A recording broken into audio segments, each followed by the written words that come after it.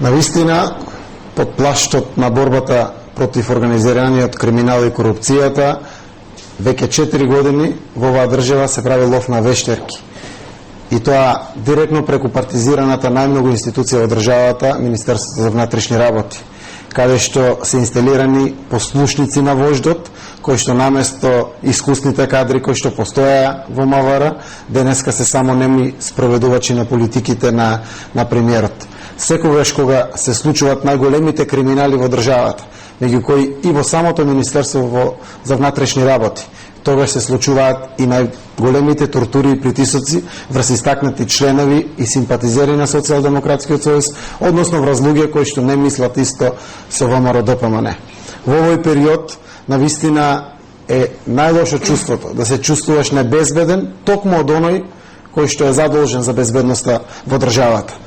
Но само да кажеме дека мора да се издржи оваа време на диктатура на ВМРО-ДПМН, да се опстои во борбата против ваква притисок, терор, хајки низ целата држава, закани, уцени, влијанија врз судството, за да може на крајот да веруваме дека ќе го вратиме системот на нормала.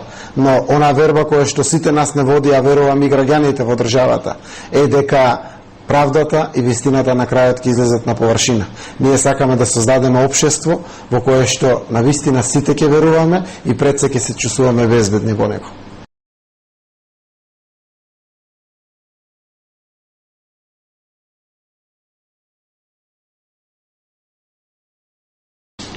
Весна, јас навистина не знам што си студирал и што работиш во моментов, но предпоставам дека што му го поставаш ова прашање дека си многу фрустриран и огорчен од ситуацијата во која се наоѓа јавната администрација во Република Македонија. Точно е дека како никогаш претходно во јавната администрација единствен критериум е партиската книжка на ДПМН. И тоа не е доволно се каже, но уште пострашно е што најголем број од тие луѓе работени само по партиска книжка, без никакви критериуми за квалитет или знаење или образование, многу често воопшто немаат на работа, немаат луѓето кај да одат на работа, значи немаат канцелари, немаат компјутери, туку само седат дома и земаат плата на секој први месецот. Што е најстрашно, таквите луѓе го заземаат местото на оние квалитетните. Оние кои што имаат квалитет, имаат образование, имаат знаење, но не може да продрат до јавната администрација, бидејќи веќе им е заземено местото.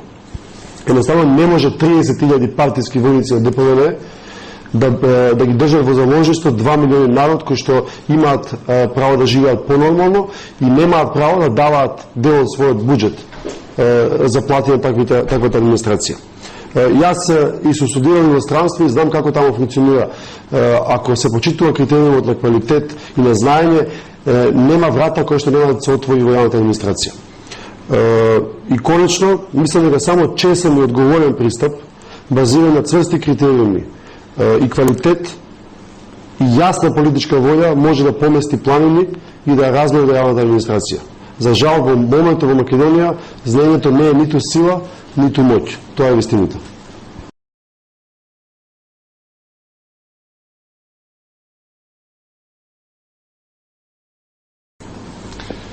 Јовица, прашањето ти е сосема на место. Значи, тоа е на некој начин судбината на СДСМ.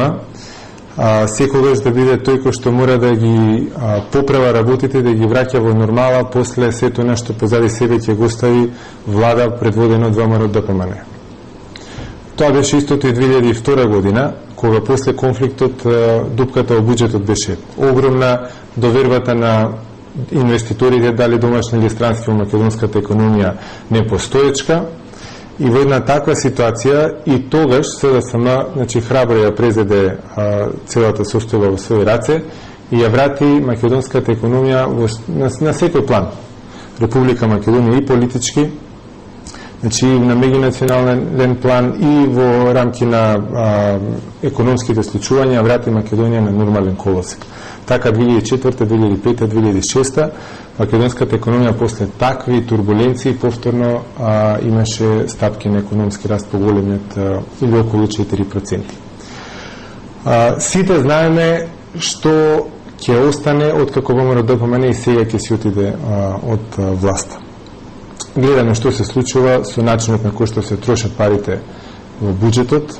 Тоа веќе и странците го знаат, извештајот на Европската комисија тоа многу го кажува, извештајот од минатата година. Значи, ние имаме проблем со трошење кое што е со лош квалитет, проблем со луѓе кои што очигледно не постапуваат домакински. Гледаме што се случува со задолжувањето на државата, значи задолжување по високи каматни стапки, со трошоци кои што ќе паднат на грбот на сегашните идните генерации. Дали некој ќе се нафати, значи СДСМ ќе се нафати, бидејќи за историските моменти потребни се две работи. Потребна е храброст и потребна е визија. СДСМ ги има двете работи за разлика од ВМРО-ДПМН, кои што немаат храброст да ги решат основните проблеми и ја немаат визијата. Ако го прашате денеска премиерот Груевски каде ја гледа Македонија после 10 години, тој баш да видиме каков одговор ќе даде. Во тој поглед СДСМ е целосно супериорен, ние имаме и храброст и визија и мислиме дека само со многу работа може навистина сите во Македонија да живееме посреќно, побезбедно, посигурно и економски подобро.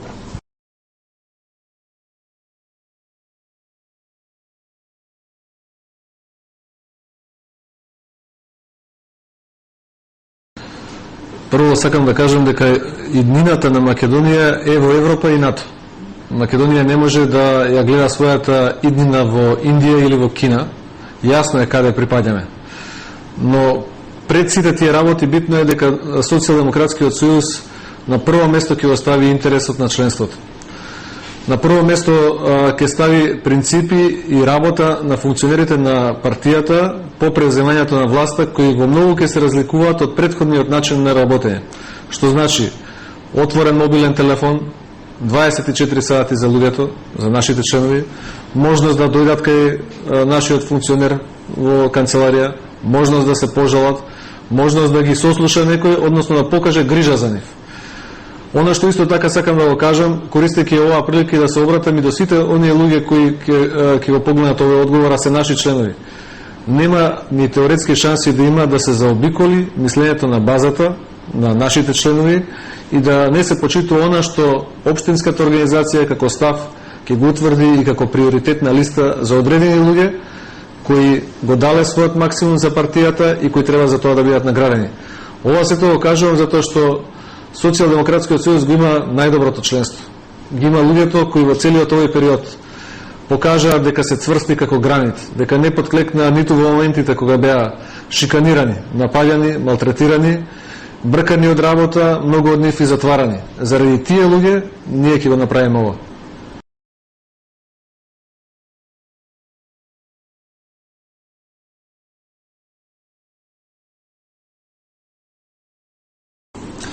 Јас не знам, вие, Милена, која старосна доба сте, дали сте млада особа или пак повозрастна, но во секој случај, денес во Македонија има причина за загриженост на сите категории на граѓани, и на млади, и на возрастни. Секако дека младите се загрижени за својата иднина, а возрастните за иднината на своите деца, како и за безбедноста. Евидентно дека ВМРО-ДПМН, кога дојде на власт, еден од главните адути беше борбата против криминалот. Меѓутоа, фактите покажуваат дека криминалот во Република Македонија од ден на ден, од година на година е во се поголем подем. И оно што е најбитно, во изминатиот временски период се примија многу луѓе во Министерството за внатрешни работи, се внесоа многу кадри, се потрошија многу средства, се купи многу опрема, а криминалот, убиствата, самоубиствата и така натаму се во постојан порас. Самиот факт што во 2006 година сме имале 4000 тешки кражби, а во 2009 година сме имале дури 5400 тешки кражби, јасно покажува дека криминалот дури за 40% е покачен во Република Македонија. Основна причина за ваквата состојба е тоа што криминалните структури од улицата се преселија во владеачката партија, а оттука во Министерството за внатрешни работи, со што практично се загрози безбедноста и животот на сите граѓани во Република Македонија.